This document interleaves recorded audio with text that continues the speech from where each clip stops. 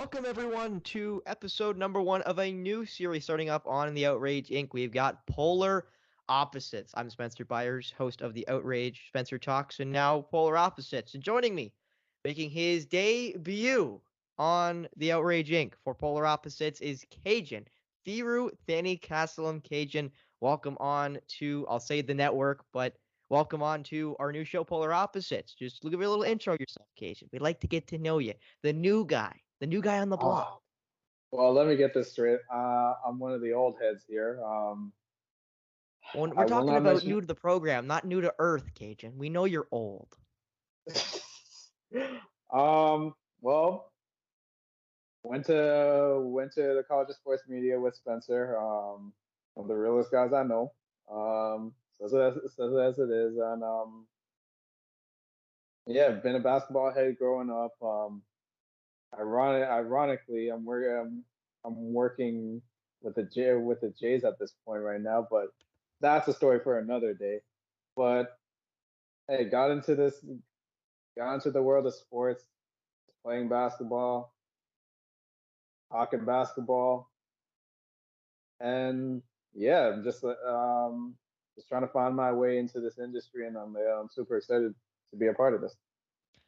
I'm excited to have you on. Now, we're going to start off, and the reason why we're calling this Polar Opposites, I think, is kind of a double entendre, if you will. Polar, because we're both Canadian, so we're both here in the Great White North, and then opposites, because Cajun's a city folk, I is a country folk. Cajun is a minority, if you will. I believe you're of, actually, you know what? You say what descent you are. As we all know, I'm a white kid. I'm from the country. I'm Tamil. I'm Tamil, there you go. Tamil. I'm a Sri Lankan Tamil, but we don't like to be known from Sri Lanka because of the civil war that happened. But yeah, there's a big diaspora in the at least in Canada and across the world and across the world. So we out here. We out here Cajun. So we're gonna start off with the biggest news that broke of the last week. Bradley Beal being traded from the Washington Wizards to the Phoenix Suns. There have been rumblings for the past couple weeks leading up to this that he was supposed to be getting traded. The Heat and from Miami, who were just in the NBA Finals, were the finals with Phoenix, and Phoenix ends up being able to make the deal. But with that deal, Cajun, they lose a lot of depth. They lose a couple draft picks. And it also means that they now have a ton of salary cap stuck into 4 players, and that being Kevin Durant, who they traded for midseason from Brooklyn, obviously Bradley Beal and DeAndre Ayton from the last iteration of the Suns, and now they have Bradley Beal. So what do you make of this trade for the Suns? Obviously they get the best player, but does that necessarily mean this trade's going to work out for Phoenix? First of all, here's a question: did Phoenix even have depth in the first place making this trade? Because they didn't. Because Landry Shamet is a depth piece all of a sudden. Second round picks. Don't get me wrong. I love Chris Paul, but he's nearing the twilight of his career. Here's my problem with Phoenix. Yes, you get the best player in the deal, but because of his deal and his no trade clause, like you mentioned before, that's your entire salary cap around 4 players. And you could say this is sort of mirrors like the Brooklyn Nets situation where Brooklyn had Kyrie, James Harden, and KD all on one team. We all know how that turned out. Um, but who's going to be the primary ball handler in that situation between Booker, Beal, and Durant? You could probably say like signs do point to early signs do point to Booker because he did handle the ball, especially in that bubble when Phoenix went on that won 8 straight in the bubble and nearly made the playoffs. But it's either that or you got to rely on, and I got to big up this guy. I got to big up this guy, the great Cameron Payne, to average 10 assists per game and to run the offense. So there's gonna be a ton of questions, and I don't think, and if I'm Phoenix, this is not the only move you have to make. Well, what about for the Washington Wizards? Again, obviously they lose a player like Beal, who's their only star left after obviously John Wall had left multiple years ago because of obviously injuries, and his cap hit was disgustingly big for what he was able to bring due to those ACL tears. But regardless of that, Now you have basically no stars. I do also want to mention that Kyle Kuzma did decline his player option, so they lose Kyle Kuzma. They have another guy maybe on the out. We'll talk about that in a second. They lose Bradley Beal. Do you like this trade going the other way in favor of Washington finally admitting they need a rebuild? Well, it was about damn time they needed to rebuild. This should have happened. And you mentioned this before. This should have happened, and I agree with you. This should have happened when John Wall left, because that was basically the end of that Wizards That team as Wizards it core, was. right? We talk about That cores was and stuff like that, right? I think that was really the end of that team. because they had Wall, Beal, Otto Porter Jr. as I like to call him, Will Chamberlain the third, Martian Gortat. I think they had Nene there for a bit too, but and also Toronto's worst enemy, Paul Pierce. But it was long overdue. It was long overdue, and because of the no trade clause, which I never understood why Washington even put that in the first place, which really limited like the haul you could have gone for somebody like Bradley Beal. But it's a good thing that they are rebuilding, and like we're going to mention after, with one of their stars potentially on the outs right now.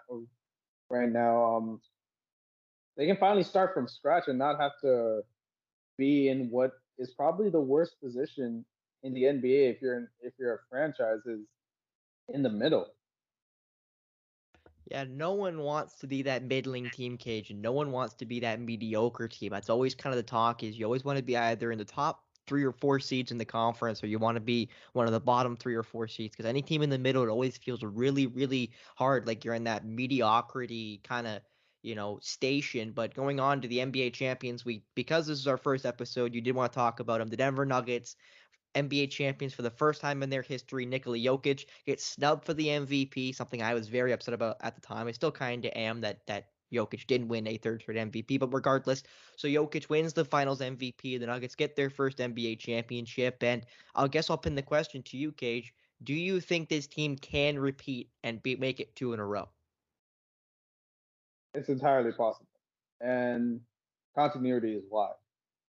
Denver has that one advantage that a lot of teams don't have, and that's chemistry and that's continuity. It was evident during this season. It was evident during this postseason run when they had when they had their starting five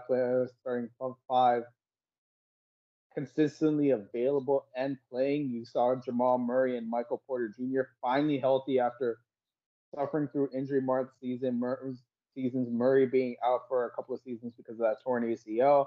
Michael Porter Jr. We know the book's out on him with his troubles regarding his back. He had a back surgery. He had surgery on his back last season, and he finally was healthy. And he was known as a scorer coming out of the draft, but he really stepped into his own, especially during the postseason. Not known as much of a passer like entering the draft.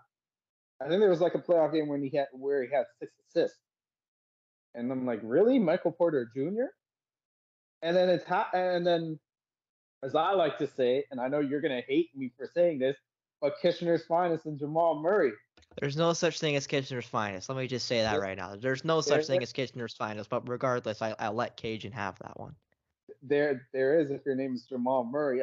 He finally showed the NBA what's up. We saw this during the bubble, in which Jamal Murray went head to head with Donovan Mitchell in the first round of the bubble when the Jazz and the Nuggets played. Then he showed flashes of it during the second round against the Clippers and against the Lakers, and he basically popped off. Whether it was during the Lakers series in which he dropped like I believe it was like 25 per first half or 30 first half points in Game 3 in LA, and then working that 2-man game with him and Nikola Jokic, first pair of teammates to have 30-point triple doubles.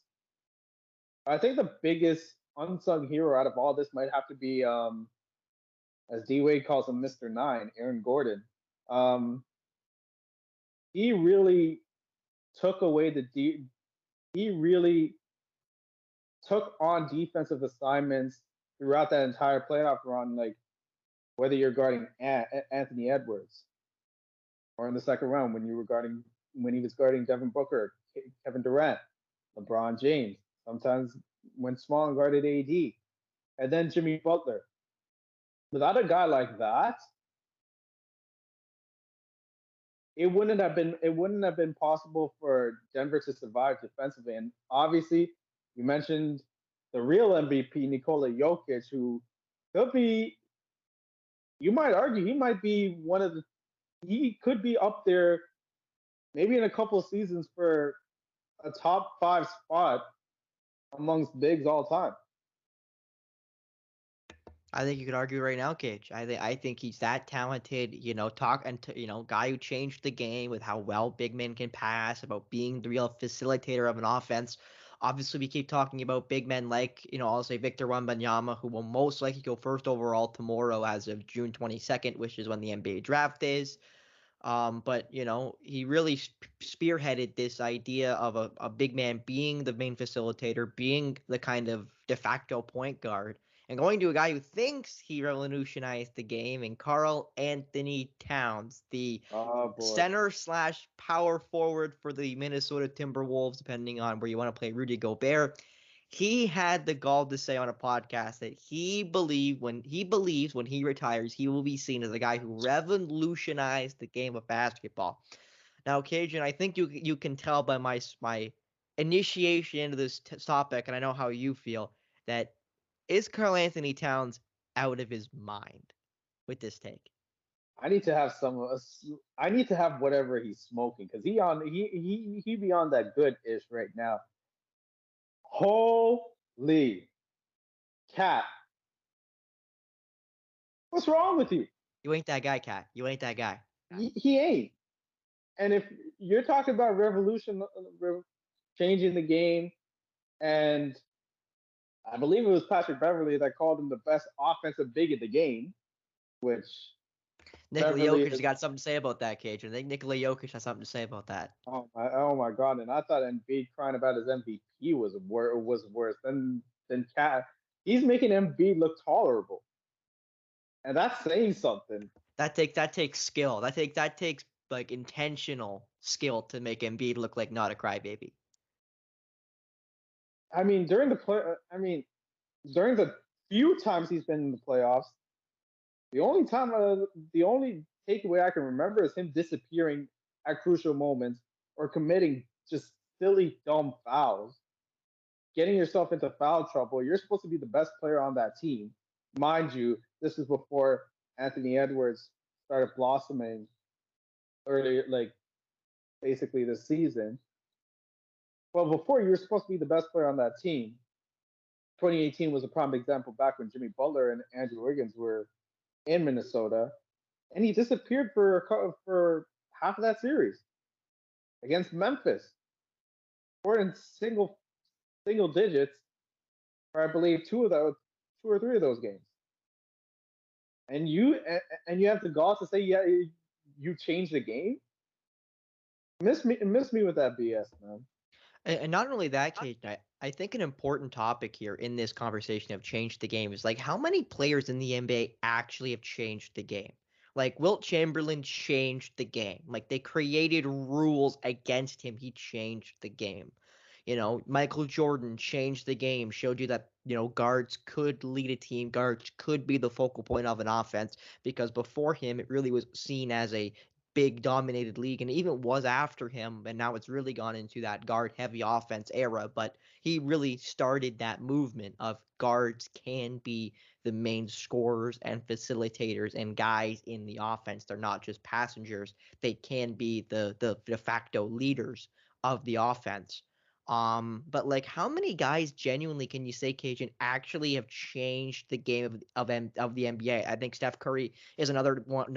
I think I failed to mention of guys who changed the way the game is played. No one will ever play the game the same after Steph Curry, and we've already seen it at youth levels of kids shooting 40-footers for God knows what reason. But regardless, like, is there any other names you think deserve to be mentioned with guys who actually changed the game of basketball? You didn't mention Magic Johnson, didn't you? No, I didn't, and that's another good one. Another one of the guards who was, well, I'll say the beginning of that bigger guard era too. He also, with Michael Jordan, kind of pushed that idea of a guard can be the leader, and not only that, a guard can be 6'8" and be a slick passer. Because he started the Showtime, like the run and gun era started with Showtime when you had Magic, Kareem, Michael Cooper, they had James Worthy. They really started running and gunning in the first place. Obviously, you gotta love those. You gotta love that rivalry with the Lakers and the Celtics with Magic Johnson and Larry Bird, who I think is severely underappreciated as well. If you got to mention like small forward, like a debate on who's the best small forwards in the game all time, Larry Bird definitely has to be up there. But there's not a lot. I agree with you. There's not a lot. There could be one potentially coming out of the draft. I think Jokic could change the game and how it's being played too. Wembenyama could be one of those guys if his body holds up and the theory of him turns into reality. But there's not a lot. Yeah, honestly, I think that's a great point too. Of can we say LeBron changed the game? Because I don't necessarily think he can, and that's no disrespect to LeBron. I think he's the greatest player ever. He's the greatest player I've ever had the chance to watch or see. But did he actually change the way the game was played?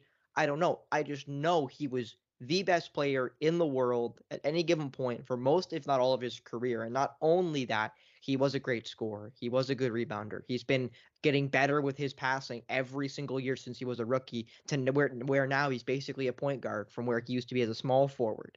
He is so good Mm. at so many different things that I don't know if I can say he changed the game. Kind of like I'll say Kobe Bryant, for example, is a guy who was really, really good, arguably the best player, but didn't change the game. Like that's the problem with what Kat said. It's not like he's saying, "Oh, I'm a great player, I'm this, I'm that." Saying you changed the game means you're literally one of maybe what 4 or 5, maybe 6 guys ever in the game history of basketball to genuinely say you changed the way the game was played. You changed the way teams build teams, changed the way teams defend certain positions. And I think a name you forgot to mention with that Showtime Lakers, by the way, is Pat Riley, who currently is the president, and GM of the Miami Heat. He was the head coach of that Lakers team, the Showtime Lakers. So Pat Riley deserves a mention with the way the game has changed overall as a coach and as now an executive with Miami. Right. And, if you want to talk about executives who changed the game, I think Red Auerbach obviously deserves a mention in there as maybe the first truly famous head coach slash general manager, but not a whole lot of guys there either, Cage, that you would say literally changed the way the game was played, the way the game was managed, the way the game was coached. There are not a whole lot of guys like that. And Cat surely is not one of them. Surely is Oh not one my of them. god. I can't believe I actually agreed with Kendrick Perkins out of all people. The one who's basically living life off of his near 2020 performance in Game 5 of the 2008 Eastern Conference Finals back when he was with the Celtics against the Pistons. I never thought I'd agree with him on a tape. But when Perkins called out Cat by saying, "We don't even know who you are," that's just that's just accurate. Like you want to, if you're Cat and you're saying you change a game, if you're even relevant in the discussion of the best bigs in the NBA, because you hear Jokic and Embiid, but you never really mentioned Cat in the same category as those two, And he shouldn't be. and he shouldn't be, and he shouldn't be precisely.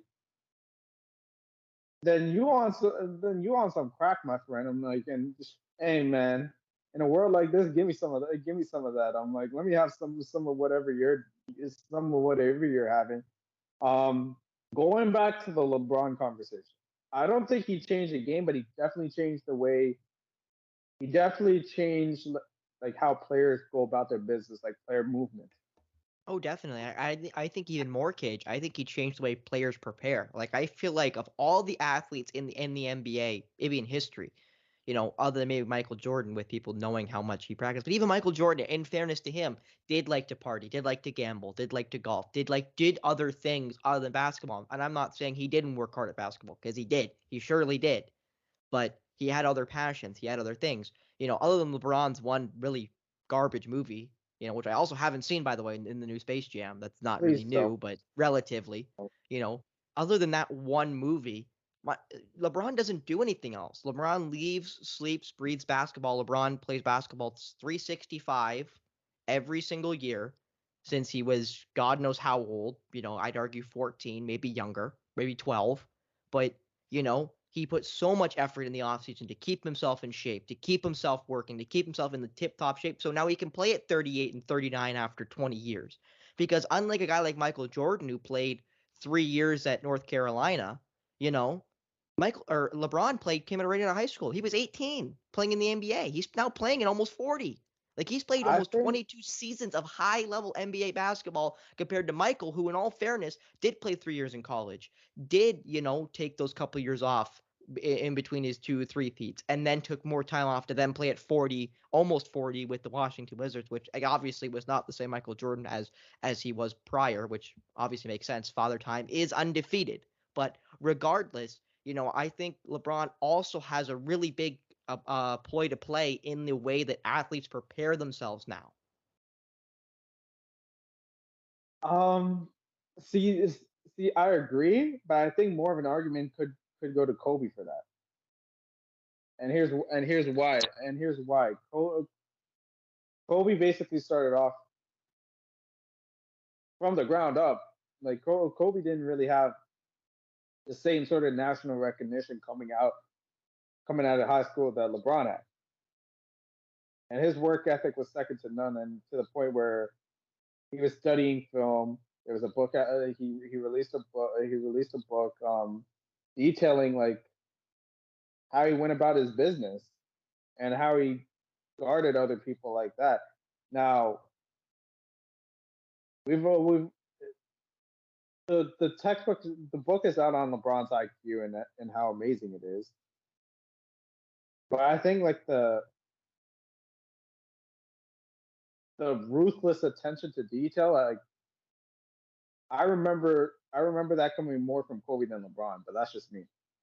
Well, I agree with you, but I will say that I think that both of them, I'll say, really spearheaded that argument. And Kobe in his way, and then LeBron kind of kept it coming. You know what I mean? Like, even today, he'll still, release those workout videos, or whatever, right? The Taco Tuesday videos and what have you, right? Like, I think that was them too as a collective. I guess I should have mentioned Kobe, which, I should have, obviously, but I do think them as a pair are a big reason why, athletes do take Mm-hmm. themselves so seriously now. And maybe we wish athletes were more like them now, because I don't remember who it was exactly, Cajun, but I want to say it was a former player on, I want to say it was ESPN, but regardless, was saying that these guys do not, or I think it might have been Gilbert Arenas, to be honest with you, was talking about how these guys do not put in the same effort we do. They do not practice the way we did. So that's why they're breaking down so much. Like, why Embiid can't stay healthy? Why Bradley Beal can't stay healthy? Why Kevin Durant can't stay healthy now? Like, and maybe there is something to that. Maybe these guys aren't pressing themselves like Kobe did, like LeBron does, to keep themselves healthy longer. Unlike a lot of these young guys now who seem to be getting injured every year, like we're going to mention it later, Zion Williamson, who literally can't stay healthy, Cajun. Like, this young man, I think, has played 35% of the available games that are the eligible games he could have played. And he's played in 35% in what, 4 years? Like, it's just not enough. And for a guy who they thought would change the game, just like the guys we talked about previously, like, that's a problem. A guy who cannot stay healthy, that is a knock against you as a player, that you will not play enough to make it worth your while. Oh, absolutely, I agree.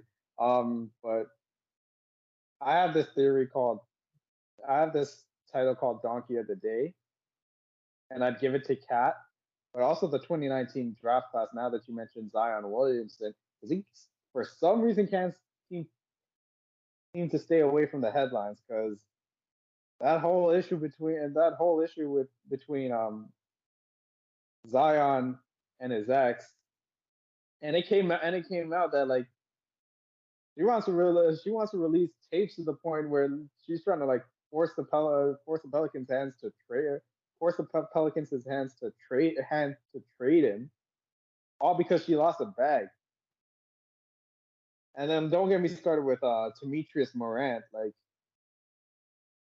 come on, man. You're the leader of a You're the leader of the Grizzlies. You also are spearheading a young team.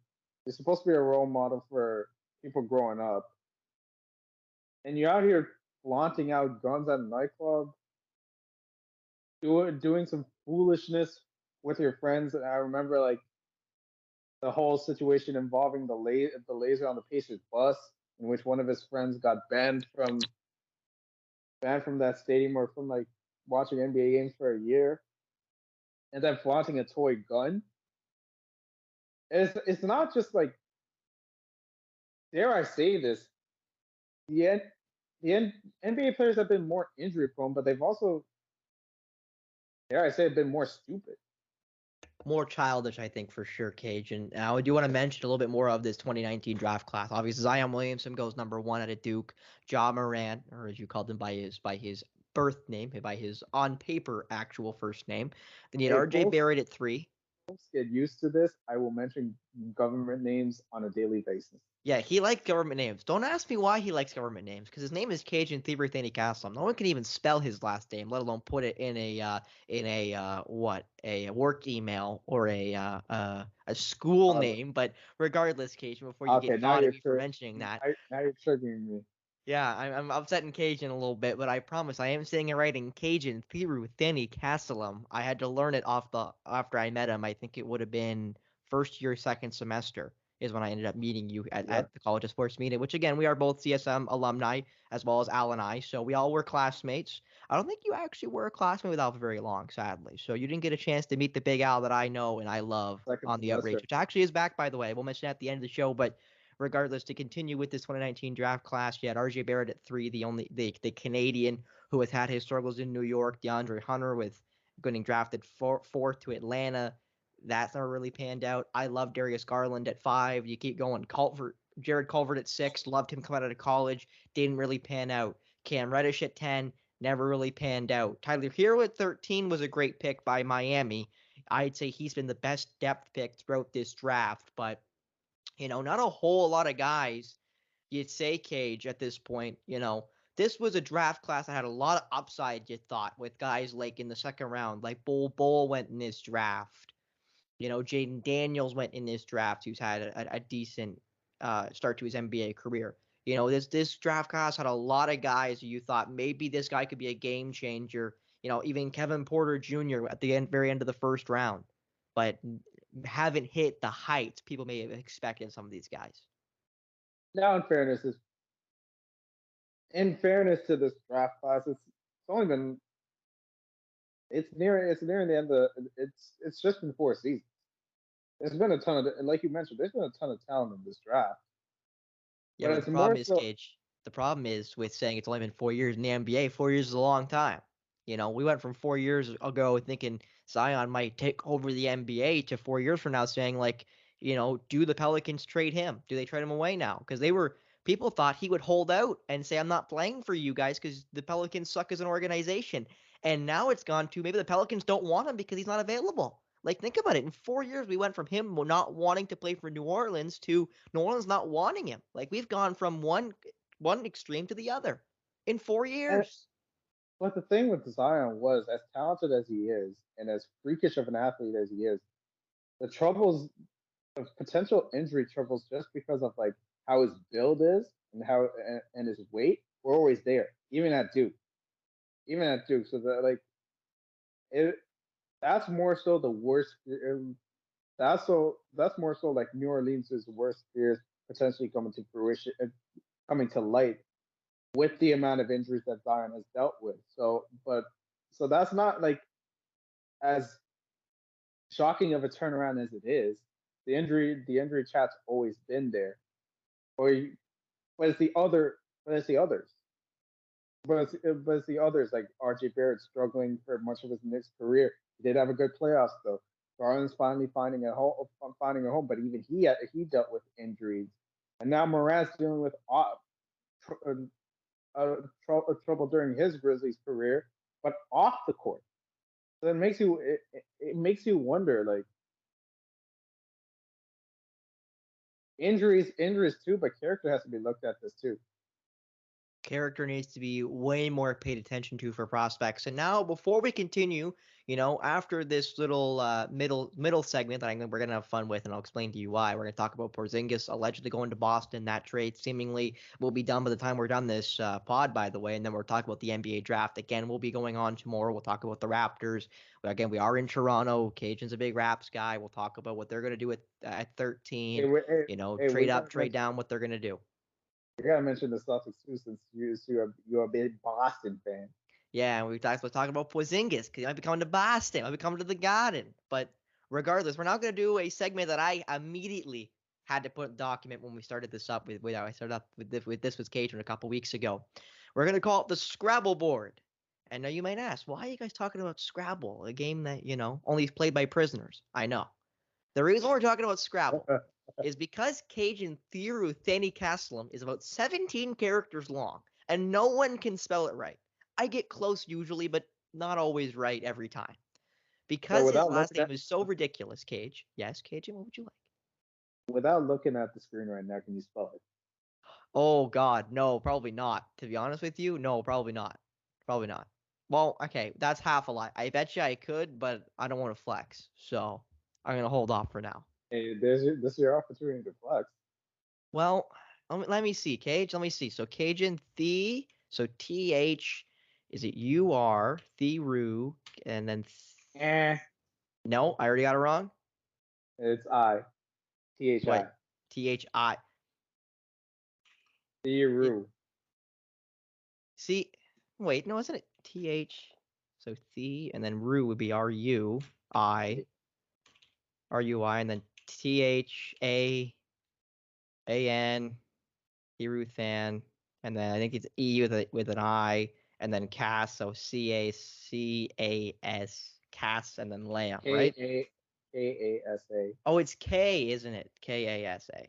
KA. So I believe, and if I spelled this right, Cajun, you can tell me. So I believe it is THRUIT. RUI? RUI. I didn't know Rui was in my last name. Yeah, you Rui over here. You're Thirui Castle. THIRU. THIRU. THANIKASALAM. Thiruthanikasalam, ladies and gentlemen. Like, we're on Jeopardy. Like, this is like a 6th grade spelling bee, and I would have been definitely out and drenched with goo.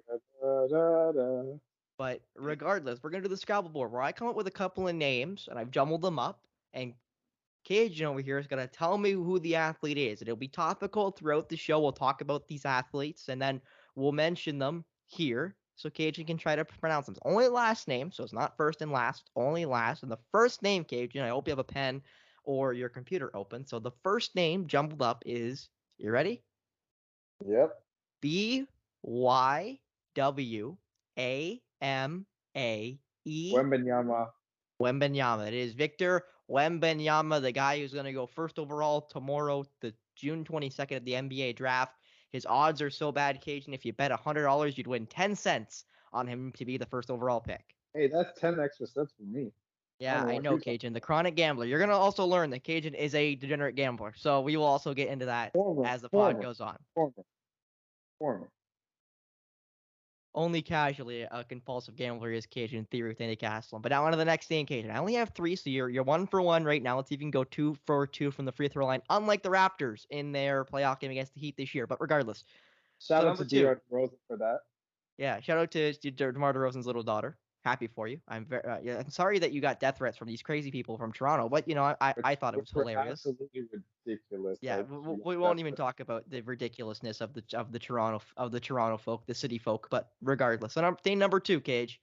Name number 2, ZGISPOINR. It is Kristaps Porzingis, the maybe newest Celtic. We'll see if that trade does get released within the next couple of minutes, but if it doesn't, we'll talk about the speculation released by Shams on ESPN. The last name is two names. There is a space, and I'll give you the space. I think it'll give it away almost immediately. But the name is RTNET space RJ. Trent Jr. It is Gary Trent Jr. who accepted his option yesterday while I was in the TSN office, and officially will be back with the Toronto Raptors, and also is looking to extend himself. So obviously his problems were with Nick Nurse, which did make sense. I believe most of the reports were saying that he did not want to come back to the Raptors because of Nick Nurse. So you did go 3 for 3 today, Cajun. We're going to keep a running scoreboard. So you are 3 for 3 at the Scrabble board today. We'll see if you can stay perfect next week, which will be next Wednesday. Hey, you gotta give me harder ones than this, man. Well, I just thought we got ourselves ingratiated, Cage. I didn't want to throw out some curveballs on the first day. Damn, Cage, I I ain't mean, that vindictive. I You mean, know, with Wembanyama, the minute you mentioned BYW, I'm like, come on now. you know, I was like, I had to try to give you some, well, it's like some softer ones, but maybe names you wouldn't think of it with all those letters. With hey, all man, those letters. I do Sporkle quizzes on the daily. You can't fool me. Yeah, I know you're Corey Brook. Anyway, regardless, like Corey's like third reference on this network. By golly. Anyway, regardless, now going on to Kristaps Porzingis. Kristaps, the power forward / center for the Washington Wizards. We mentioned it off the top with the Beal trade. Might be on his way out of Washington. He's linked to the Boston Celtics, who will be sending Malcolm Brogdon to the Clippers, and then who will be sending Marcus Morris and some draft compensation to the Washington Wizards. So it would be a 3-team trade. Cage, what do you make of this? Obviously, it's nearing being done. It's not officially done yet, so we'll see what the real terms are as they get released. But Kristaps to Boston. What do you think of the big guy going to Mass? Well, it does answer, at least in my opinion, the depth for their big men, because as much as I know you love Robert Williams, Time Lord, and as much as he is instrumental to the Celtics, he is injury prone, and Al Horford is old, and As we saw in Game 7 against Miami, my guy looked like he was 90 years old in a wheelchair. He looked very labored at the end of that game. couldn't guard out on the perimeter to save his life, and He that was couldn't like have a world guarded of. Udonis Haslem in that Game 7, Cage. My goodness. Oh man, I would have loved to see Udonis Haslam cook Al Horford. That would have brought a smile to my face, and would have pissed you off. But that's a story for another day. Oh, honestly, But I would have been happy for him. I love Udonis Haslem. I love those types of stories of guys who are garbage who always sit on the bench for like extra 5 years, like Nick Collison for the OKC Thunder. I love those types of stories. I love um, guys who are like bench warmers who play for like 20 years because they're loyal. I love that kind of stuff. hey man, shout out to Nick Collison and happy retirement to Udonis Haslam. But it does solve their big man depth. Porzingis is offensively gifted, and in the right situation, can be good defensively for these guys. He is not a bad rim protector, and I think his defensive shortcomings, which were shown in New York, Dallas, and Washington, it wouldn't be as bad with Boston because they've more or less so got a defensive structure in place, at least compared to the other three teams that he's on. My biggest question is, with Brogdon out of there, who's still going to be that playmaker? Now, if I'm Boston, I'm asking for CP3 too, and getting and shipping someone else in the process as well, because CP3 would be perfect for that Celtics team. Yeah, no, Maybe. we've talked about a lot. CP3 would be a good match for the Celtics, but I do want to mention though the Clippers getting Malcolm Brogdon. Do you like that trade for the Clippers, and does that necessarily mean that maybe they're letting Russell Westbrook walk, or what they're going to do with their team with their two injury-prone stars? We've talked about injury-prone. I don't think there's any two players more injury-prone than Kawhi Leonard and his good buddy PG Paul George. Yeah, you and your goofy ringtone. You ruined my cooking show, might I add. You know what? We're gonna do this right now, Cajun. We're gonna do story time. So Cajun and I were a part of the same group in college doing a television show. We had to produce, shoot, and edit a television show, 30-minute block with commercials. So it was only 24 minutes technically, but regardless. So I was the on-air talent, because of course I was, and Cajun was one of the with camera people.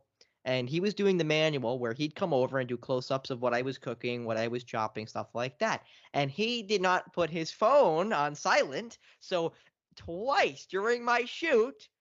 This guy over here, Kajan Thiruthanikasalam himself, had his phone go off. And it's not like his phone's just like a ding or like a normal, notification sound. It is the Kawhi Leonard laugh. Hey, in fairness, it's on silent right now. Well, and you had to remind yourself before we went live to shut off your phone because, again, as we joked since that moment about your stupid notification, that it happened twice. It happened the first time, and we're all like, "Oh, that was funny," and then it happened again. The next segment, it happened again. So yeah, I would Cajun ruined my television show. Moral of the story, and Cajun, thank goodness, learned from those mistakes and knows how to silence his phone, which hey, it's an improvement. It's an we all improvement. know we all know that's not the real reason why though, but that's a story for another day. No. You started the cascade down the mountain, and then some other classmates of ours finished killing the animal. But regardless. Now, I do again want to mention Malcolm Brogdon going to the Clippers. What do you make of that for Los Angeles and for I Russell Westbrook's future, especially? See, doesn't necessarily mean Westbrook's gonna go because it adds another playmaker to what the Clippers sorely need because the Clippers have the same problem that the Celtics do. Mind you, the Clippers also have injury issues that A will lot bigger injury probably issues. a lot bigger injury issues that will probably never be solved. But they're also their biggest issue was also a lack of a playmaker. They tried that with Reggie Jackson. That didn't work. They also tried to take a flyer on John Wall. That didn't fly. But they sort of found something with Westbrook at the point guard position when the Clippers traded for him when he switched jerseys from the Lakers to the Clippers. Then of course Paul George and Kawhi Leonard got hurt. I don't necessarily think this means Westbrook's gone because Brogdon can easily play either the one or the two. So you got bigger playmakers at the point guard position that are sort of big guards in that sense. And I like what they or the lack of what they gave up. Marcus Morris Sr., as good as he was last season or 2 seasons ago, was expendable. They got a ton of wings on the Clippers have a ton of wings on that team, whether it's Kawhi, PG, Norman Powell. I believe they still have Amir Coffey, Robert Covington. And I like the fact that this opens up more minutes for Covington as well, potentially. But this is a great move for the Clippers because it addresses a need, and I guess that takes away the possibility of a possible reunion with Chris Paul as well. Yeah, you definitely think that would mean, especially because again, the Wizards are involved in this trade, and these have been two teams I'd say have been linked with at least fanfare for Boston, and then the Clippers have actually been linked to Chris Paul, and now both of them are in a trade together with the Wizards, and neither seemingly are picking up Chris Paul.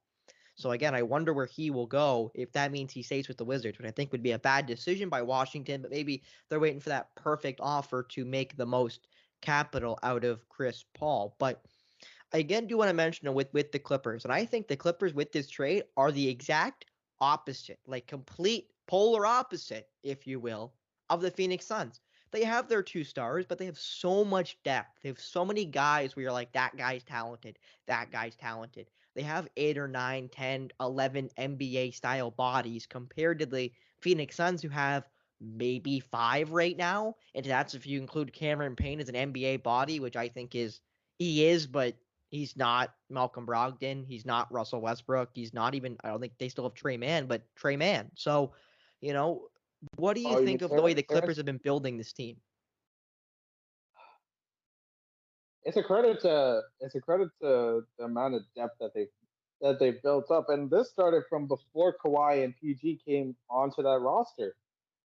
Mind you, 2019, they they took the Warriors to 6 games when they had no business doing so with, I believe it was Gallinari. At 3, the great Patrick Beverly, Lou Will. Happy retirement to Lou Williams as well. 3-time Sixth Man of the Year. Um, was on a song. Was featured on a song by Aubrey. If you don't know who Aubrey is, that's Drake. That's Um, Drake. Yeah, that's Drake. Montrezl Harrell. Uh, and they had a young Shea Gilgeous-Alexander before he got traded to OKC too. So they've been known for their depth even before that. And give credit to the front office. They've really found a way to build around Kawhi and PG in spite of the injuries that they've had to face. Case in point, 2021 with Kawhi out. I believe it was when he tore his ACL in Game 4 of the second round against Utah. Their role players really stepped up. Marcus Morris Sr. really stepped up in that series, and then Utah, for whatever reason, decided to leave Terrence Mann wide open in the corner, and he made them pay. Guys like that, and then they got Norman Powell for basically nothing from the Trailblazers, and they got Covington as well. So you got to give the Clippers front office credit. They're making the right moves to be a championship contender, but you can't control health. No, you can't, Cajun. And now I want to end off the show with this. We're gonna talk about the NBA draft and a topic that really hits me because I love college ball. We will talk about college ball. We'll probably even talk about the WNBA and the NCAA women's side as well. WNBA right now in full swing. The NBA draft, once it's over, once free agency kind of starts up, it'll be kind of the dog days of the summer for most other sports. So we'll talk about the WNBA because I know Cajun pays attention. I know you love all ball. I love all of basketball. So you and I will have educated conversations of all of that stuff, especially college ball. Because again, I love college ball. I love the system of it. I love everything about it, just about. And this hits the topic for me specifically is the G League Ignite team. If you didn't know, in basketball right now, there are a couple ways to go pro. You have to have played at least one post-secondary year. So you cannot declare till you're 19. You have to play 1 year past your high school eligibility. So you have to be basically a super senior to be able to be eligible. So you can either play in the NCAA, play in college. You can play for the G League Ignite team, which means you play in the G League just below the NBA, but you're on a team full of other guys trying to make the NBA and make financial and get paid to play for the G League Ignite team. Or you can go professional in like Australia or other leagues like that to be able to get your way over, like Victor Wembanyama playing at home in France can get drafted to the NBA, like Luka Doncic playing in the Euro League, playing for LaMelo Real Ball, Madrid, for example, too. and LaMelo Ball and RJ Hampton both in the same draft class playing in Australia. So there's a couple of ways to go, but for me specifically, I really don't like the G League Ignite team, and I really don't like the reason why. Well, the reason why it exists is now no longer needed. It was created because basketball players specifically, but NCAA athletes could not make money off of their likeness. They were basically owned by the college. So they could not make money on things like YouTube or TikTok or anything like that or have sponsorships. So the Ignite team was to attract athletes so they could get good preparation for the NBA and be paid financially with that in mind. But now the NCAA allows NIL deals, meaning they are now allowed to be paid for their image and likeness, allowed to have sponsorships and make money for being an athlete. So now I don't think the Ignite is really needed anymore, Cage. And I do want your opinion on this, but I will end with this. Is not only that, the Ignite team doesn't really have any great players. Like, Jalen Green could be a great player, might be. Scoot Henderson, who's going to go second overall out of the G League Ignite program, could be a great player. I think is it Jordan Kuminga out of Golden State. Jonathan Kuminga. Jonathan Kuminga out of the G League Ignite team, went seventh overall. He could be a great player, but they don't have that Wembenyama. They don't have that LeBron James. That Greg Oden, that Kevin Durant for Texas and OSU, Ohio State University, respectively. They don't have that type of pull, in my opinion. So guys come out of the G League Ignite teams, and you tell me how good they are, but I'm like, I've never seen most of these guys play. I don't know a whole lot about them, and they've only been a program for about 3 years now. They haven't really produced talent comparative to the NCAA or even the Euro League in respective to guys like Luka Doncic. I just I don't really respect the G League program. So for me, guys like Scoot Henderson and other guys like that would fall for me because I don't really respect that program comparatively speaking to the NCAA, to players playing in Europe or playing in Australia. I don't really like it. I don't like the way they've constructed. But Cage, what do you think? What do you think of my rant, if you will? There's a lot of points that you made, but there's one thing that you mentioned that I still think the Ignite should be given a chance. You said they've been there. This would be, I believe, like next season would be their third season as like the G League and Ignite comparatively to the NCAA or like EuroLeague or overseas like players that played overseas. But that's exactly the point. It's new. It's novel. It's novel. It's new still to that degree. Now, if you said that this was like maybe 5, 10, 15 years in, then yeah, there might be more of a point. But it's too early to tell because this is a new model that's been introduced. And sure, the NCAA eventually like obliged with NIL deals. There's still but there's still restrictions to that. And there's more of an NBA. There's more of an NBA environment, like in terms of like the pace and style of those games, and how you develop. Dyson Daniels developed into a defender with the. I'm not sure if that's the name you mentioned, but with the eighth overall pick by the Pelicans, he really developed his defense by way of the Ignite. So there's been some good stories from there. I just think it's too early. Like now, if this is the same case 5 or 10 years from now, then yeah, the respect level isn't there. But I think time just has to be. I just think this is a situation where time, like only time will tell. No, no, definitely. Especially because again, guys like Jalen Green, guys like Scoot Henderson will, develop and will show their worth as the guys who are like I'll say the pillars of this G League Ignite team. But I don't know how to really explain it, but I just don't like it. Like I just don't like this idea of these kids going to play for the Ignite team and even more so, like how many stories, Cage, have we heard about guys in high school being top 5, 10 recruits in the nation, 5-star athletes, and then they flame out in college, and then the degree really matters. Them having to go to college and getting that full ride scholarship or whatever university they chose to play basketball, it comes into effect. And yeah, I know for basketball it's a little bit different than football and hockey and other sports where you normally know what you got really early in basketball, comparatively speaking to football.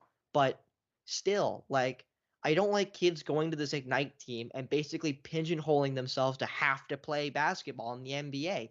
Because say it doesn't work playing for the G League Ignite team, and yeah, you've made a couple $100,000 playing basketball, but that can only take you so far. Like that's not a whole lot of money now in the grand scheme of things in the way today's economy, but today's world's going.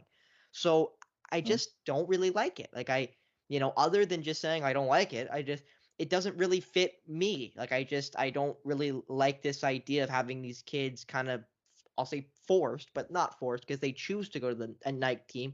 But I'd prefer to see them either go to the Euro League, go play in Europe, or play for Alabama, play for Duke, play for Kentucky, play for Virginia, play for I'll say Texas, play for a team with a great coaching staff that will A get you prepared for the NBA, but B so say basketball doesn't work, you get hurt, something happens, life happens really fast, and you need your degree, you need something else, you have that opportunity. It's not something that has been taken from you that you don't really have the chance to do now. Which obviously those guys can go back and get their diploma if they really want to, but I just think that the opportunity is a lot nicer to have younger than is after, maybe failing or not succeeding at the next level, whatever that may be, if that's NBA or if that's over in the Euro League or what have you.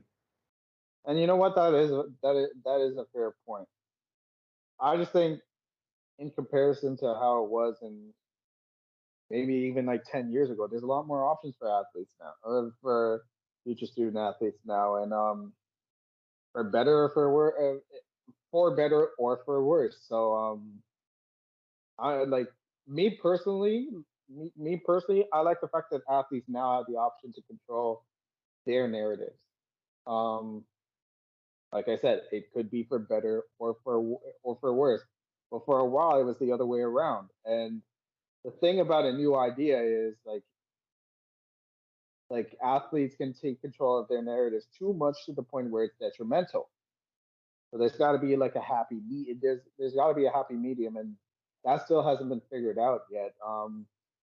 But it's going to be interesting to see. It's going to be interesting to see. This is an interesting time to see future basketball players or student athletes, or even basically student athletes in general, entering like the next phase of their lives, whether it's through college, whether it's overseas, or in the case of basketball in the Ignite program. So there's a lot of options for these kids, but they also gotta be smart, but also stand by the decisions as well. Yeah, definitely. And that will perfectly segue us, Cage, into our last topic. Gary Trent Jr., again, opts in for the Raptors. We did mention it off the top. So he officially is back with the Raptors, is looking to get a longer extension with the team as well, which will help the Raptors again, because Gary Trent Jr. is what, like 24? Real young guy for that Raptors team. And they draft 13th overall in the NBA draft coming up tomorrow, but June 22nd, if you're listening to this a little bit later. So, Cage, as a Raptors fan, who do you want or think the Raptors are going to do at 13? They trade up, trade down, stick, and pick. And if they stick and pick, who do you got?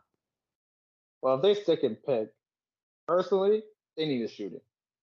That's what that was the biggest red flag from that team, from that Raptors team from this previous season. Whether it was shooting the three, for crying out loud, shooting free throws for crying out loud. Um, Shooting was the big issue.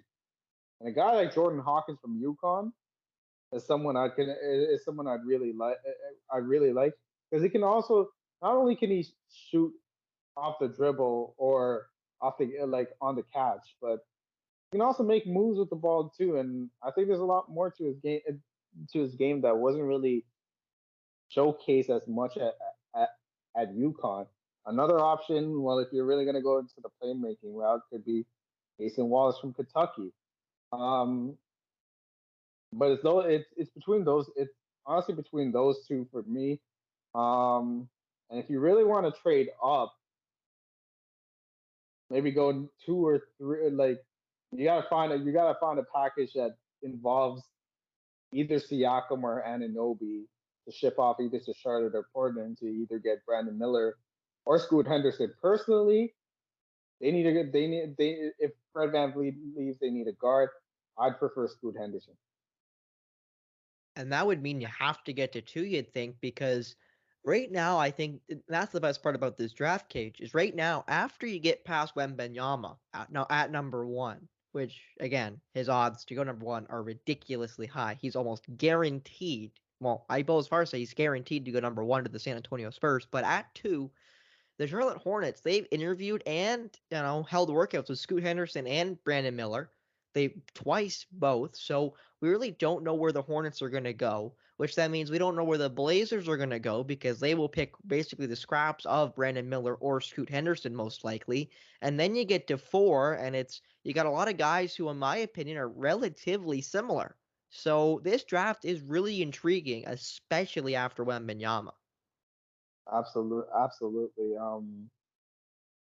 Well, if Charlotte keeps that pick, it would only make sense given that they have LaMelo Ball to go with Brandon Miller just because of fit, just because of the fit and that and like how much of a natural fit he'd be with that team. Because with school, there'd be a lot of like okay, moves have to be made because there's still Rozier on that team who I'm guessing will most likely be moved if that happens. But I'm more intrigued to see what Portland's going to do.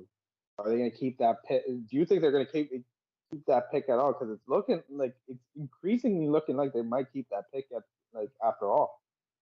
Yeah, we've heard reports since they got the third overall pick that they're going to move it and try to build around Damian Lillard. And I think you and I both can agree. We think they should go the other way and trade Lillard away and build around, most likely, as you mentioned, with Miller going second, Scoot Henderson going third. Because right now, Cage, if Scoot Henderson is the third overall pick, that means you've got Lillard, Henderson, and Anthony Simons. And how in the world are you going to fit those three guys on the floor? I don't know. Like that's a really small front three if you're going to try to play all three of them. So that means And you'd two of have to the assume one's got to go, at least one. and two of those three guards don't play defense. Like on top of that, so you got two one-way guards, like at least offensively, and then Scoot. Either and then you got Shaden Sharp. You got a ton of question marks on that Portland team, and it's just like, is the deal that you're going to get back for Scoot going to move Portland to the to the level of a contender? Me personally, I don't think that's going to happen. You got to start off from scratch. You get like Lillard deserves to go on a contender and get a ring, and the way it's looking like in Portland, I doubt it'll be there. Now, Cage, do you feel like, okay, as a fan for you, as a Raptors fan, do you want the Raptors to trade up and trade a guy like Siakam or Anunoby and maybe not even get up to 2 or 3, get up to, maybe 7 with the Pacers or something and take one of the Thompson twins? Like, what's your opinion on should the Raptors trade up, or do you feel like they should stick and pick and be happy with who they get at 13? Because I know there's some guys who in the past who've gone have been great players getting drafted at 13. Kobe, Devin Booker, Donovan Mitchell, three prime examples. You mentioned Tyler Hero. Um, here you got to start off from scratch for the Raptors because there's a ceiling with this core, and now new like with the news from Michael Grange that came out of like Toronto doesn't feel like they're inferior to Miami. Well, Miami has a suit. Miami arguably has a superstar. You might disagree with this, but in Jimmy Butler, Raptors don't have that. Well, he's the best player out of those two teams, obviously. I think by far. And I'd be honest. I think if you look at that Heat team, you could argue there's 3 players better than Pascal Siakam. I think there's 3. Butler, Adebayo, and then who's the third? I would say I think you could argue Hero. Hero obviously got hurt in the playoff run, which definitely does not help his stock. But I think you can argue Hero's a better player than Pascal Siakam, a more impactful player than Pascal Siakam. That's not trying to be offensive to Pascal, who I think is horribly underrated by the vast majority of media, other than in this country, in the country of Canada. But, and I think when he does go to an American team, people will really start giving him his flowers, unlike him being in Toronto. But again, I think you're right. And now they're losing Fred VanVleet, who opted out. They won't be able to afford him, you'd think, so they're going to let him walk for free. This really is the new dawn of an era for the Toronto Raptors, and I don't know how they're going to react because this team has not been truly bad since they drafted DeMar DeRozan, which was over a How's decade ago. they been bad? When Well, Chris because DeRozan got drafted in '09. That was when Bosh was on the team, and then Bosh left in 10, and they were like booty cheeks for basically 3 seasons. no, but I'm saying that era though, since like it's been basically a decade because they got DeMar, they got Lowry, and they started getting really really good. They started And, getting and better. and mind you, they were supposed to rebuild during that 2013-14 season, but they accidentally started winning games. Don't you love when you accidentally start winning? That must be a And great feeling. I guess that might. I guess it's coming back to that. I guess now that I'm mentioning it, it might be coming back to what happened 10 years ago, like when they traded Rudy Gay for for a bunch of role players at the time, and Lowry was going to get traded, and Lowry was about to get traded too for I believe it was Iman Shumpert. But James Dolan was so scared at being fleeced, like he was fleeced by Masai again, like he did in that Andrea Bargnani trade, Il Mago. But hey, had it not been for that, this entire trajectory about the Raptors, will we even be talking about them winning a championship in the first place? Who knows? But Probably not. I gotta agree with you. Even though like I'm a diehard Raptors fan, I gotta agree with you. Like probably not. But basically they stumbled into winning and started the most successful era in Raptors history. And it's hard to let go. It's hard to let go, especially since a team that was in the play in like Miami made it all the way to the finals. So I can see that argument, but Miami had stretches in which you could tell they when they figure it out, they'll figure it out. The Raptors never had that. They Well, got and to my, they got to start from scratch and figure out what their identity is. But in fairness to Miami, they've been to an NBA championship, recently. Like they were in during the bubble. They played the Los Angeles Lakers in that NBA championship. They ended up losing it like they did to Denver, but they've made two NBA finals in the last couple of seasons, 4 or 5 seasons. So, they have a team that knows how to win. And I'm not saying the And Raptors don't, they were because they the do have a lot of guys from that team, that championship team, but in fairness to them, they don't have the same level like Butler, like Adebayo, like Hero, even like Duncan Robinson, who was there the first time. They have a lot of that same team, from that last run. and I think the Raptors kind of lost that oomph when like because before the Raptors were known for their player development. Fred VanVleet, Pascal Siakam, Norman Powell, OG, guys that came up from the G League and really grew into their own. They lost that oomph factor, and they need to get that back. And they need to get that back. And with the core that they are right now, there's a ceiling. And like I mentioned before, the worst place to be in as an NBA franchise is in the middle Just and mediocrity. mediocrity. And either you got to make a move to get to title contention, which I don't see the Raptors making, or rebuilding and starting from scratch. And it's time to do what I think is the inevitable. Now, while their value is still at its highest, especially for a guy like Pascal Siakam and Kajan, I think we'll end the show with this. We talked about the NBA draft. We talked about the Raptors now, and I want to end with you. Do you think that the Raptors trade one of, if not both of Siakam and or OG Anunoby before the season starts? Before October, do you see one of your quote unquote stars being no longer a part of the Toronto Raptors? Do I think they should? Yes. Do I think they will? It's incredible. It would have happened by now. It would like It could happen on draft night, though. It could be a it draft could, day trade.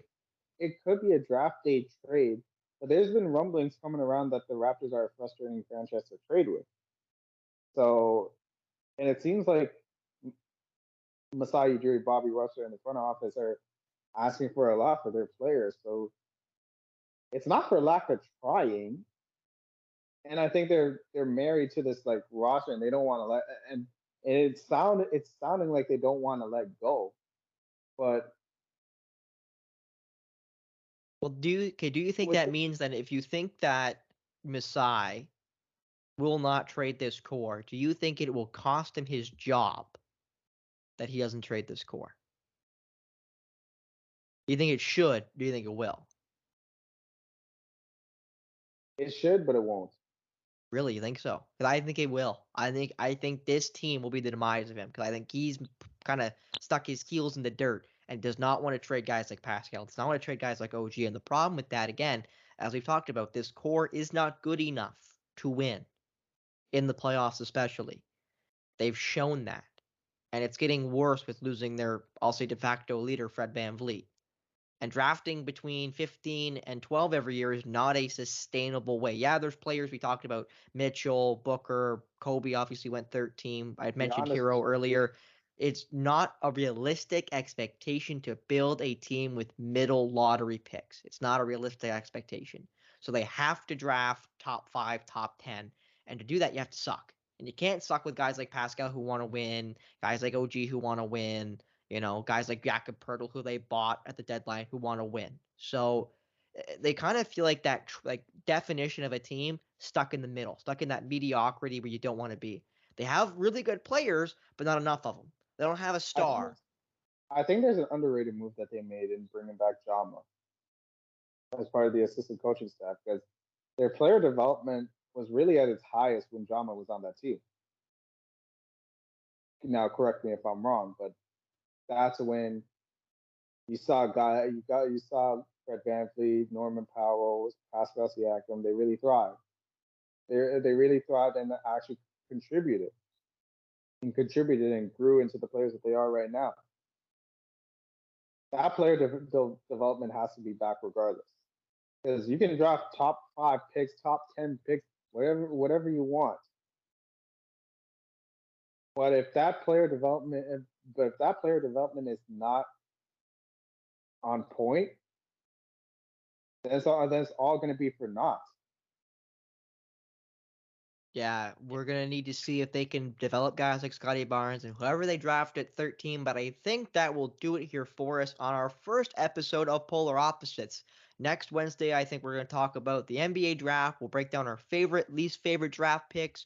We'll look at my Boston Celtics, my favorite team, the Boston Celtics, Caden's favorite team, and the Toronto Raptors. What they look like post draft, if there's trades either team makes, how Porzingis will look in the great color of green. We'll have way more information on the NBA draft and that trade coming through the grapevine. Green could also be the color of vomit too. I'm saying maybe. Well, maybe your vomit, Cajun, but my vomit's always red, so I don't know what you're talking about. But regardless, you Right. know, we'll talk about we'll break down the NBA draft. We'll break down if the Celtics do end up making the move for Porzingis. If that means Chris Paul is staying in Washington, that report will probably come out. But next Wednesday will be the next episode of Polar Opposites. So stay tuned for that. For Kajan Thiruthanikasalam, I'm Spencer Byers. Thank you again for joining us, Cajun, on the first episode of Polar Opposites here on the Outrage Inc. See ya.